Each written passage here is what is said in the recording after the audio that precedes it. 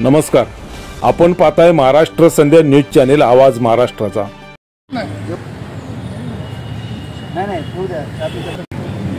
समान वाटत करायचं त्याच्यामध्ये 7% जे आहेत ते महाल किंवा बौद्ध म्हणजे पूर्वाश्रमाचे महाल, तर 13%पैकी हे 7% तसे आपल्याला मिळणारच आहे। आपण बौद्ध फक्त बौद्ध आपण एसीचंच बोलूया ना। नाही एससी जी टोटल जाती आहेत महाराष्ट्रात 13% 13% समाजाला विभाग आणि आता त्यांनी ते हे केलं वर्गीकरण हां सब डिव्हिजन केलं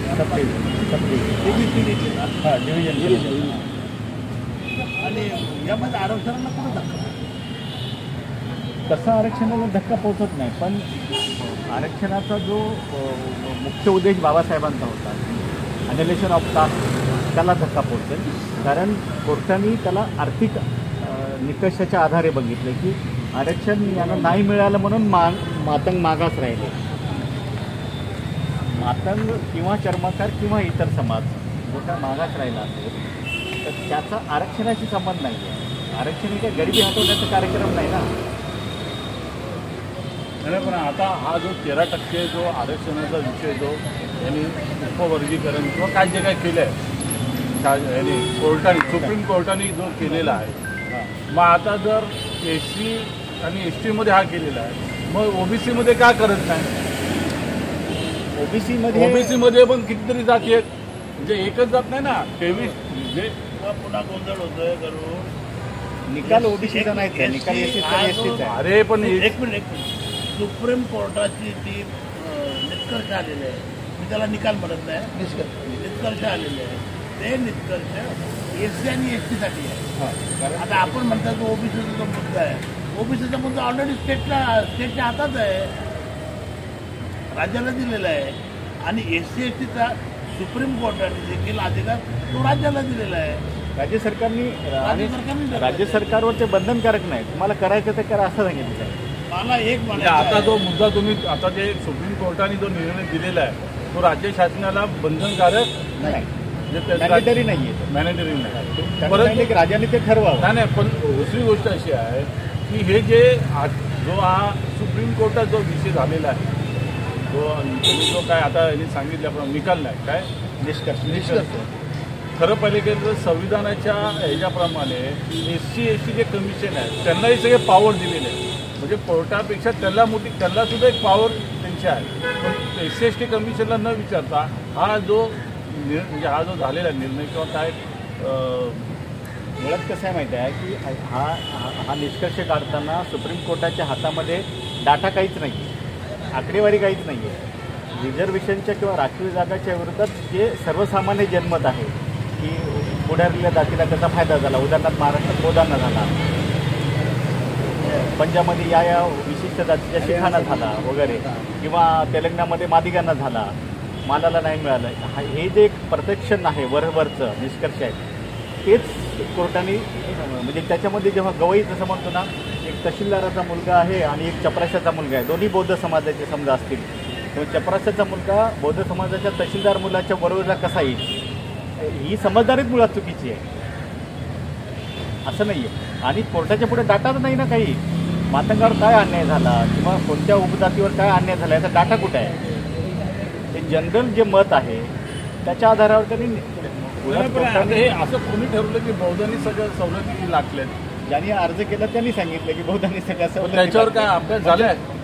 अभ्यास न करताच निकाल दिला म्हणून तर आपला विरोध आहे ना। निकाल दिलेला नाही, त्याचं त्यांनी फायंडिंग काढलेलं आहे, निष्कर्ष काढलेले आणि ते सांगितलं राजाने याच्यावर निर्णय घ्यावा, त्याच्या राजाने आता पॉवर दिला। याच्यामध्ये कसं आहे तेलंगणा लागू करणार आहे, कारण तेलंगणाचं मूळ पिटिशन तेलंगणाचंच होतं, हरियाणा लागू करणार जिथं ह्याच्या मुळात कसं आहे की काँग्रेस नावाचा जो काय पक्ष आहे तो आरक्षणाच्या खूपच बाजूचा आहे, किंवा तो आंबेडकरवादी या समाजाचं कारण नाही ना, तोही सरंजानी आणि भांडवलीच पक्ष आहे। तो बीजेपीचं जिथं सरकार आहे ते तर वाटच पाहत होते ना याची। मी तर असं म्हणेल की परमपूज्य बाबासाहेबांनी दिलेल्या आरक्षणाच्या धोरणाचा पट्ट्याबोळ सत्यानाश जर कोणी केला असेल तर काँग्रेसने, काँग्रेसने जर प्रामाणिकपणे या धोरणाची अंमलबजावणी केली तर आधी परिस्थिती निर्माण झाली. आता आपण खास करून महाराष्ट्राचं जर बघितलं ना, समजा 52ला घटना लागू झाली आणि आरक्षण सुरू झालं. महाराष्ट्रातल्या बौद्धाचं तर असं नुकसान झालं की 56ला आपण धर्म परिवर्तन केलं आणि आपल्या राखीव जागा गेल्या. आणि जेव्हा दादासाहेब गायकवाड आणि यशवंतराव चव्हाणांची युती झाली त्याच्यामध्ये हा मुद्दा होता की बौद्धांना आरक्षण मिळालं पाहिजे, म्हणून बौद्ध कॅटेगरी महाराष्ट्रात आली आणि त्यांना आरक्षण मिळालं. पण त्याची काय पुढं अंमलबजावणी होत नव्हती. जेव्हा पॅन्थरचा उदय झाला ना तेव्हा खऱ्या अर्थाने महाराष्ट्रात आरक्षण भरणं सुरू केलं, कारण सगळ्या पोरांना लावा कामाला हे असं झालं ते. आणि रेल्वेनी 1971 पण रेल्वेनी आरक्षणच भरलं नव्हतं केंद्र सरकारने. आणि केंद्र सरकारमध्ये बौद्धांना तर आरक्षणच नव्हतं. व्ही.पी. सिंग आणि रामविलास पासवानने आणलं ते. पण तरी सुद्धा म्हणून बौद्धांनी लाटलं याला काय अर्थच नाही ना. कसं आहे, तरी सुद्धा आजही केंद्रामध्ये बौद्धांना सवलती नाही, नवबौद्धांना नाही नोटिफिकेशनच काढले. कारण जर केंद्राने केलं तर पुऱ्या देशामध्ये जे ओरिजिनल बुद्धिस्ट आहेत, जे नॉर्थमध्ये जे बुद्धिस्ट आहेत तर त्यांना पण द्यावं लागेल. म्हणून ते झालं नाही. कारण हा विषय बऱ्याचदा रामविलासजीकडे पण हा विषय महाराष्ट्रातल्या लोकांनी घेतला. फक्त महाराष्ट्रामध्येच बौद्धांना काय जे काय सवलती तेच मिळतात. ते दादासाहेब गायकवाड आणि यशवंतराव चव्हाणांचे युती. आता त्याच्यात दुसरी गंमत कशी आहे माहीत आहे की म्हणजे महाराष्ट्र आणि महाराष्ट्राच्या बाहेर जो समाज बाबासाहेबांच्या सांस्कृतिक लढ्यामध्ये सहभागी झाला, बाबासाहेबांसोबत ज्या समाजाने स्वतःला जोडून घेतलं त्यांची प्रगती झाली. आणि ज्यांनी आपले रूट जे आहेत ते RSSमध्ये किंवा हिंदुत्वामध्ये शोधले ते मागासच ते अवैज्ञानिक विचार आहे, तो मागासच राहणार ना. आता जे लोक मागं राहिलेली आहेत आरक्षणापासून वंचित राहिलेली, त्यांना जर संधी मिळत असेल तर बाबासाहेबांच्या अनुयायांनी सगळं केलं पाहिजे. मिळणार नाही संधी. कारण तुम्हाला सांगतो संधी कशी मिळणार नाही तुम्हाला सांगतो. समजा एखादी पोस्ट आहे, रिझर्वेशन भरण्याचा ना धोरण आहे, रिझर्वेशन भरण्याचा कायदाच नाही देशामध्ये धोरण. समजा माझ्या डिपार्टमेंटला मी कक्षा अधिकारी असेल किंवा एखादा अधिकारी असेल, माझ्या डिपार्टमेंटला मी रिझर्वेशन भरलं नाही तर माझ्यावर सरकार काही कारवाई करत नाही. ते करतात काय, विशिष्ट पोस्टला सुयोग्य उमेदवार मिळाला नाही अशी नोटिंग करून ते ओपनला देतात. मातंग समाजाचा सुयोग्य उमेदवार भेटायला अजून 2 पिढ्या जातील. तुम्ही म्हणतात ती गोष्ट शक्यता ते कबूल करतो. त्याचे उपाय खूप आहेत ना. कॅरी फॉरवर्ड करायला सांगू. कॅरी फॉरवर्डचं धोरण नाही ना. तो मागाची पोस्ट जर ओपन करायची असेल तर ती त्यासाठी 2 वर्ष 3 वर्षाची हे करा. कॅरी फॉरवर्ड करायचं धोरण करता येईल, मार्ग काढता येईल. प्रश्न तो नाही आहे. प्रश्न पुन्हा एकदा सांगतो, आज जो भारत बंद आंदोलन झालं संपूर्ण भारतामध्ये चांगला प्रतिसाद मिळाला. महाराष्ट्रातल्या विदर्भ आणि मराठवाड्यातल्या काय मराठवाडा विदर्भ चांगलं मिळालं. परंतु संख्यात्मक म्हणा चांगला बंद यशस्वी झाला. प्रॉब्लेम एक आहे, या निमित्तानं SC आणि ST समाजामध्ये फूट टाकण्याचं जे कारस्थान आहे ते महात्मा गांधींनी सुरू केलं. हरिजन सेवक संघ स्थापन करून महात्मा गांधींनी हरिजनातल्या दलितांच्या लोकांना जे उभं केलं बाबासाहेबांच्या विरोधात. ते मुंबईमध्ये ठक्कर बापा लाखाचं संघाचे अध्यक्ष होते. त्या गांधींनी जे धोरण स्वीकारलं बाबासाहेबांना एकटं पाडण्याचं, त्याचा परिपाक ह्या सर्वोच्च न्यायालयाच्या सुप्रीम न्यायालयातून आलेला आहे. आज अत्यंत मला वाईट वाटतं की आज पुऱ्या देशामध्ये वाल्मिकी समाजानं या भारत बंदला विरोध केला. महाराष्ट्रात मातंगांनी केलं. महाराष्ट्रातल्या मातंगांनी केलं, आंध्रातल्या काही जाती. आणि ही SC STच्या युनिटीमध्ये ऐक्यामध्ये ही फार मोठी फूट निर्माण होण्याची चिन्ह मला दिसत नाही. आमच्या रिझर्वेशनला वाटेकरी निर्माण झाला आमच्या आंबेडकरी समाजाच्या असणार आहे. आणि म्हणून मी आजच्या बंदचं समर्थन करत असताना या सर्व बंदच्या पुरस्कर्त्यांना मी विनंती करतो की SC ST समूहामध्ये सुसंवाद प्रस्थापित करून सहमती निर्माण झाल्याशिवाय या संदर्भामध्ये आपण कोणताही कृती कार्यक्रम जाहीर करू नये. त्या समाज घटकाच्या संबंधित लोकांशी संवाद साधला पाहिजे. त्याच्या गंमत कशी आहे, तुम्ही जे म्हणाल ना काँग्रेसनं, आता समजा महाराष्ट्रामधलं आपण बघितलं महात्मा फुले विकास महामंडळ सरकारने केलं, ज्याच्यामध्ये या सगळ्या 58-59 जातीसाठी ते होतं. मध्येच काँग्रेसने अण्णाभाऊसाठी केलं, चर्माच्या रोहिदास केलं. याची काहीच गरज नव्हती ना. त्याची बीजं जी आहेत ना तर ती तिथं आहे. ही बीजे आहेत, ही तिथं आहे. काँग्रेसच्या काळातली, हे काँग्रेसचा ध्येय नाही, ही काँग्रेसची हे आहे. पण आता काय झालंय, आज जे मी बघितलं ना दिवसभर, आज ओपनली सांगितलं ना, वाल्मिकी समाजाने सांगितलं, मातंगांनी सांगितलं, आम्ही सुप्रीम कोर्टाच्या निकालाचं स्वागत करतो, आम्हाला स्वतंत्र आरक्षण पाहिजे, आरक्षणाची वर्गवारी आम्हाला मान्य आहे. ही SC STच्या भवितव्यासाठी अत्यंत दुर्दैवी अशी बाब आहे.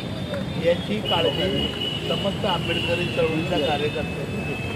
असं आहे की बाबासाहेबांनी साधारण साऊथ ब्युरो कमिशनपासून ते गोलमेज परिषदेपर्यंत जो संघर्ष केला आणि आपल्या देशातल्या साधारण 1100 जाती या हिंदू धर्माचा भाग नाहीत, तो एक जातीचा समूह आहे, हे ब्रिटिश सरकारला मान्य करायला भाग पाडलं. नंतर आरक्षण आलं. म्हणजे आरक्षण काय हा गरी निर्मूलनाचा कार्यक्रम नाही ना, ते प्रतिनिधित्व आहे. नाही, आता तुम्ही साऊथ ब्युरो आणि सायमन कमिशनचं उदाहरण दिलं की तुम्हाला एक गोष्ट सांगतो. बाबासाहेबांनी सायमन कमिशन समोर गेले, बाबासाहेब साऊथ ब्युरो समोर गेले, बाबासाहेब राऊंड टेबलला गेले. बाबासाहेबांनी एकच गोष्ट सांगितली की तुम्ही या देशातल्या मुसलमानांचं अस्तित्व मान्य करून त्यांचे राजकीय अधिकार कबूल करत आहे, तुम्ही शिखांचं अस्तित्व मान्य करून शिखांचे अधिकार मंजूर करत आहे. दुर्दैवानं या देशातला अस्पृश्य समाज, दुर्दैवानं तो हिंदू आहे, परंतु त्याला हिंदू धर्मापासून, हिंदू समाजापासून वेगळं असं स्वीकारून आपण त्यांना वेगळे अधिकार दिले पाहिजे. प्रतिनिधित्व दिलं. गोलमेज परिषदेत, सायमनमध्ये, आणि त्याचा परिणाम म्हणून ब्रिटिश पंतप्रधान sir Ramsay McDonald, British Babasaheb त्यांची प्रत्यक्ष भेटले पण होते. त्यांनी बाबासाहेबांचा एक कम्युनल अवॉर्ड जाईल. त्या कम्युनल अवॉर्डनुसार परमपूज्य बाबासाहेबांच्या मेहरबानीने या देशातील दलितांना स्वतंत्र मतदारसंघ मिळाला. याच काँग्रेसने, याच गांधीने त्या स्वतंत्र मतदारसंघाला विरोध केला, म्हणजे हाणून पाडलं आणि तो स्वतंत्र म्हणून हाणून पाडला. पाकिस्तानची फाळणी झाली, देशाची फाळणी झाली, पाकिस्तानची निर्मिती झाली. गांधी आणि काँग्रेसने कधी त्याचा निषेध केला नाही, परंतु बाबासाहेबांनी स्वतंत्र मतदारसंघ मागितल्यानंतर त्याला मात्र काँग्रेसने, गांधीने प्राणपणाने विरोध केला आणि शेवटी बाबासाहेबांना पुणेकरांवर सही करून गांधीचे प्राण वाचवले. हे आरक्षणाचं धोरण जे आहे ते गोलमेज परिषदेमध्ये नाही आलेलं, ते सायमनमधून नाही आलेलं, ते पुणेकरांवर आलं. आणि म्हणून बाबासाहेबांनी 1942 सालापासून पुणेकरांच्या चळवळीला सुरुवात केली. दुर्दैवानं पुढे त्यांनी पुढे नेऊ शकलो नाही, पुढे जाऊ शकलो नाही. आता मात्र नोकरी आणि शिक्षणाच्या आरक्षणाच्या संदर्भात सुप्रीम कोर्टाने जो सुप्रीम निकाल दिलेला आहे, माझी अशी या देशाच्या सरकारला विनंती आहे की अशा प्रकारचं वर्गीकरण राजकीय आरक्षणामध्ये देखील आलं पाहिजे. हे करता तर ते पण करा ना. महारांचे किती आयएस झाले, त्याप्रमाणे महारांचे किती मेंबर ऑफ पार्लमेंट झाले, महारांचे किती मेंबर ऑफ असेंब्ली झाले, आणि जर त्या संख्येमध्ये नसतील तर त्यांना तुम्ही वर्गीकरणमध्ये संधी द्या. आज अशी परिस्थिती आहे, 139 मागासवर्गीय SC खासदारांमध्ये माझ्या माहितीप्रमाणे मोठ्यावर मोजणे एवढे मोठ्यावर मोजणे इतके आंबेडकरी विचारांचे आणि म्हणून कोणत्याही समाजाच्या आरक्षणाला विरोध न करता राजकीय आरक्षणामध्ये वर्गवारी यावी अशी आमची मागणी आहे आणि आमचा लढा त्यासाठी राहणार.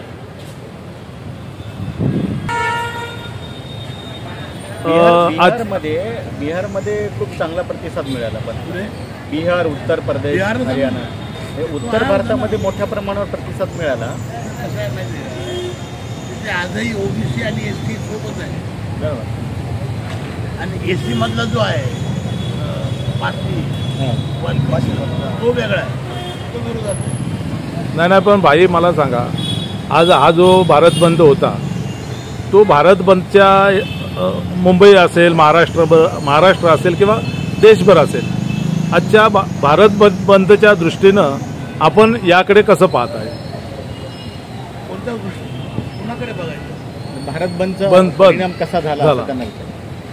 यशस्वी झाला की नाही तुमच्या मते? म्हणजे मुंबई महाराष्ट्रामध्ये मी मगाच तुम्हाला सांगितलं की विदर्भामध्ये आणि मराठवाड्यातल्या काही भागामध्ये बंद चांगला प्रतिसाद मिळाला. मुंबईत ठिकठिकाणी आंदोलन झालं. विशेषतः सरकारी निम सरकारी कार्यालयामध्ये मागासवर्गीयांची हजेरी आणि एकूणच कर्मचाऱ्यांची हजेरी 50% कमी होते. आता मी मंत्रालयातून नंबर घेऊन आलो. मंत्रालयामध्ये अवघी 35% कर्मचाऱ्यांची हजेरी होती. त्यामुळे माझ्या दृष्टीने हा लाक्षणिक बंद होता हा तो यशस्वी झालेला आहे.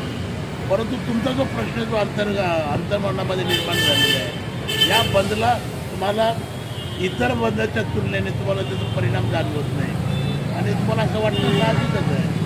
कारण हा जो बंद आहे कोणत्याही दलितांच्या, मागासवर्गीयांच्या, SC, STच्या, OBCच्या एकाही राजकीय पक्षाने, एकाही राजकीय नेत्याने, एकाही राजकीय सामाजिक संघटनेने याचा पुढाकार घेतला नव्हता आणि त्यामुळे मुंबई महाराष्ट्रामध्ये बंद यशस्वी करण्याची जबाबदारी कुणाची होती या प्रश्नाचं उत्तर कुणाकडेच नाही.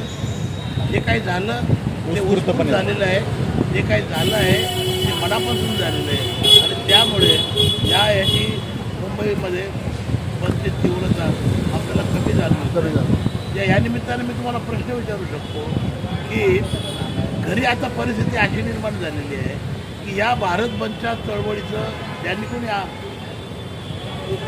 पुढाकार घेतलेला आहे, ज्यांनी कोणी आंदोलन पुकारलेलं आहे, ती लोक कोण आहेत ती समोर आली पाहिजे. मायावतींनी, रामविलास पासवानच्या चिरंजीवांनी, अखिलेश यादवनी शेवटच्या क्षणाला माननीय बाळासाहेब प्रकाश आंबेडकरांनी देखील शेवटच्या क्षणाला 21 बंदचा पाठिंबा दिलेला आहे, काल परवा दिलेला आहे, समजलं. आणि त्यामुळे हे नेतृत्व कोणाच्या हातात जाणार आहे आणि कोणत्या दिशेने जाणार आहे याचा विचार करायची वेळ आलेली आहे. या आपल्या चर्चेमध्ये ज्येष्ठ पत्रकार बंधुराज लोणे मगापासून चर्चा करता आपण पाहत आहे. मला या चर्चेच्या अंतिम टप्प्यामध्ये ज्येष्ठ पत्रकार बंधुराज लोणे यांना विचारायचं आहे की सुप्रीम कोर्टानं जे काय आदेश निर्देश दिलेले आहेत त्याची जर राज्य सरकारने, महाराष्ट्र सरकारने अंमलबजावणी केली तर त्याचे परिणाम, दुष्परिणाम काय असतील? त्यामध्ये राज्य सरकारने निकाल येण्याच्या आधीच याच्यावर काम सुरू केलं होतं. बार्टीनी जातनिहाय डाटासुद्धा तयार केला आहे महाराष्ट्रामध्ये की पौदांची संख्या किती, मातंगाची किती, ढोर समाजाची किती वगैरे, चर्मकारांची किती. आणि निकाल येताच राज्य सरकारने त्याच्यावर एक समिती नेमून कामही सुरू केलेलं आहे. प्रश्न कसा आहे की राखीव जागा भरणं हे धोरण आहे, तो कायदा नाही आहे. आणि एखादा विशिष्ट उमेदवार त्या जातीतला सुयोग्य उमेदवार मिळाला नाही असं कारण देऊन ते ओपनला जागा आतापर्यंत देत आलेली आहे. समजा आता मातंग समाजाला त्यांच्या जातीच्या संख्येच्या तुलनेमध्ये आरक्षण दिलं, मातंग समाजाचे किंवा चर्मकार समाजाचे, ढोर समाजाचे, मांगारूळ समाजाचे सुयोग्य उमेदवार मिळायला पुढच्या 2 पिढ्या जातील. याचा अर्थ दुसरा असा आहे की आरक्षणाचं धोरण जे आहे ते या निकालामुळे मातीमोल होणार. मोदीला भेटले नसेल. सुमारे 19 मिनिटाची आपली या पारावरच्या गप्पाच्या अत्यंत महत्त्वाची चर्चा या ठिकाणी करत असताना आपल्या सोबत, आपल्यामध्ये जे बसलेले आहेत ते Republican party of India Athawale या पक्षाचे मुंबईचे कोषाध्यक्ष आहेत. या चर्चेमध्ये पूर्णपणे ते सहभागी झाले आहेत, परंतु ठोस अशी त्याने आपलं मत, आपली भूमिका मांडलेली नाही. मी सुनील भाऊ मोरे यांना विचारेन की तुम्ही ह्या सगळ्या घटनेकडं, ह्या सगळ्या गोष्टीकडे कसं पाहता? आठवले साहेबांनी त्यांच्या पत्रकार परिषदेमध्ये सांगितलं आहे की आमचा क्रिमिनलला विरोध आहे, बरोबर ना, वर्गीकरणाला विरोध नाही. आणि आम्ही हाच प्रश्न घेऊन आठवले साहेब संसदेमध्ये मोदी साहेबांना ते भेटून या प्रश्नाची जाण समजून त्याच्यावरती तोडगा काढण्याचं आठवले साहेबांनी असं पत्रकारांना आणि आमच्या सर्व कार्यकर्त्यांना दिल्यामुळे आम्ही त्याचा जास्त उहापोह न करता या मुद्द्यावरती तेवढ्याच प्रमाणे थोडक्यात काम करत आहोत. त्यांचं पण घ्यायचं पत्रकार बंधुराज लोणे यांना आपण विचारलं होतं की केंद्र सरकारच्या आदेशानिर्देशाप्रमाणे महाराष्ट्र सरकारने या आदेशाची जर अंमलबजावणी केली तर त्याचे दुष्परिणाम काय होतील असं त्यांना आपण विचारलं होतं आणि त्याने सांगितलं. या ठिकाणी युनायटेड रिपब्लिकन पक्षाचे संस्थापक अध्यक्ष आणि आंबेडकरी चळवळीतील ज्येष्ठ नेते भाई तानसेन ननावरे यांनाही आपण तोच प्रश्न विचारणार आहे की या निर्णयाची जर राज्य सरकारने अंमलबजावणी केली तर त्याचे परिणाम दुष्परिणाम किंवा आणखी काय होईल, आपण याकडे कसं पाहता? बघा, जेव्हा सर्वोच्च न्यायालयाने तो निवाडा दिलेला आहे, निर्देश दिलेले आहे आणि त्या निर्देशामध्ये स्पष्टपणे राज्य सरकारांना अधिकार दिलेले आहे. आता जेव्हा राज्य सरकारनं अधिकार दिले म्हणजे राजकारण होणार आहे. राजकारण जर होणार असेल तर त्या त्या राज्यामध्ये त्या त्या सत्ताधाऱ्यांना, त्या त्या राजकीय पक्षांना ज्या ज्या जातीचा पाठबळ आहे, त्या ज्या जातीचा पाठिंबा आहे, त्यांना त्या आरक्षणामध्ये फायदा देणारच आहे. आणि यासाठी मला असं म्हणायचं आहे की राज्य सरकारला अधिकार दिल्यामुळे जर आरक्षणाच्या धोरणावर परिणाम होणार असेल तर आंबेडकरी जनतेला आणि आमच्यासारख्या कार्यकर्त्यांना एक मोठं आव्हान राहणार आहे. मी पुन्हा एकदा सांगतो, या सर्व प्रश्नाचं उत्तर बाबासाहेबांच्या राजकीय आरक्षणामध्ये आहे. बाबासाहेबांनी राजकीय आरक्षणाला अनन्यसाधारण महत्त्व दिलेलं आहे. बाबासाहेबांनी त्यांच्या उभ्या हयातीमध्ये शिक्षणामध्ये, नोकरीमध्ये आरक्षण मागितलेलं नाही. बाबासाहेबांना राजकीय आरक्षण अभिप्रेत होतं. राजकीय आरक्षणामध्ये परमपूज्य बाबासाहेबांचा आणि समस्त देशातील अस्पृश्य समाजाचा विश्वासघात झालेला आहे आणि तो विश्वासघात आम्ही विसरलेलो नाही. आमचं नोकरी आणि शिक्षणातल्या आरक्षणाचा जर बाधा निर्माण झाला असेल तर यानंतर आमचा लढा हा राजकीय आरक्षणासाठी राहणार आहे. आम्हाला राजकीय आरक्षण मिळालं पाहिजे आणि तेही परमपूज्य बाबासाहेबांना अभिप्रेत असलेलं. उदाहरणार्थ, ज्याप्रमाणे या देशात पदवीधर मतदारसंघामध्ये उमेदवार पदवीधर असतो, मतदार पदवीधर असतो, शिक्षक मतदारसंघात उमेदवार शिक्षक असतो, मतदार शिक्षक असतो, मग त्याचप्रमाणे राखीव मतदारसंघामध्ये उमेदवार जर राखीव असेल त्याचा मतदार देखील राखीव असला पाहिजे. आणि यासाठी कोणत्याही घटनेच्या, कोणत्याही संविधानाच्या दुरुस्तीची गरज नाही. यासाठी पार्लमेंटरी अमेंडमेंट आहे, इंडियन पीपल रिप्रेझेंटेटिव्ह ॲक्टमध्ये सुधारणा करायची आहे आणि अत्यंत साधी सोपी मागणी आहे. आणि यानंतर ज्या कुणाला या देशामध्ये, ज्या कुणाला राज्यामध्ये सत्ता हस्तगत करायची असेल तर त्याला राजकीय आरक्षणाच्या प्रश्नाकडे गांभीर्यानं बघावं लागणार आहे. अन्यथा हा आंबेडकरी समाज जो आज तुम्हाला संख्येने, आज तुम्हाला राजकीयदृष्ट्या सक्षम वाटत नसेल पण आंबेडकरी समाज या देशामध्ये सर्व प्रकारच्या क्रांती घडवून आणू शकतो.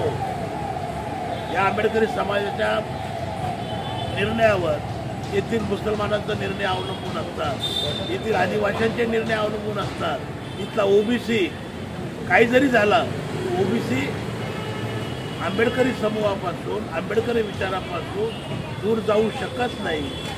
हीच वस्तुस्थिती ध्यानात घेऊन या देशातल्या राज्य सरकारने सद्विवेक बुद्धीने याच्या अंमलबजावणीचा निर्णय घ्यावा. आणि सर्वप्रथम मी राहुल गांधी आणि त्यांच्या काँग्रेसचा निषेध करतो.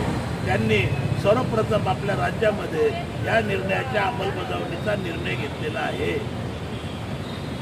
तर आज भारत बंदच्या निमित्तानं महाराष्ट्र संध्या यूट्यूब न्यूज चॅनेल आवाज महाराष्ट्राचा या पारावरच्या गप्पा, अत्यंत महत्त्वाच्या चर्चा पारावरच्या गप्पाच्या निमित्तानं या ठिकाणी आपण ऐकताय. भाई तानसेन ननावरे असतील, ज्येष्ठ पत्रकार बंधुराज लोणे असतील, युवा नेते रविभाऊ गरुड असतील, रिपब्लिकन पक्षाचे मुंबई कोषाध्यक्ष आमचे मोरे साहेब असतील, या सगळ्यांनी महाराष्ट्र संध्या यूट्यूब चॅनेलच्या या पारावरच्या गप्पांमध्ये अत्यंत समाजाच्या महत्त्वाच्या अशा प्रश्नावर दिलखुलासाशी चर्चा घडवून आणली। मी महाराष्ट्र संध्या यूट्यूब न्यूज चॅनलच्या वतीने बंधुराज लोणे, भाई तानसेन ननावरे, आमचे कोषाध्यक्ष RPIचे मोरे साहेब आणि आदरणीय रविभाऊ गरुड यांचं मनपूर्वक आभार मानतो। महाराष्ट्र संध्या यूट्यूब न्यूज चॅनलच्या ह्या चर्चा, या गप्पा आपल्याला कशा वाटल्या त्याबद्दलच्या आपल्या प्रतिक्रिया कमेंट्स बॉक्समध्ये जरूर कळवा। महाराष्ट्र संध्या यूट्यूब न्यूज चॅनल लाईक करा, शेअर करा, कमेंट्स करा, सबस्क्राईब करायला विसरू नका। धन्यवाद। जय भीम। नमस्कार, आपण पाहताय महाराष्ट्र संध्या न्यूज चॅनल, आवाज महाराष्ट्राचा।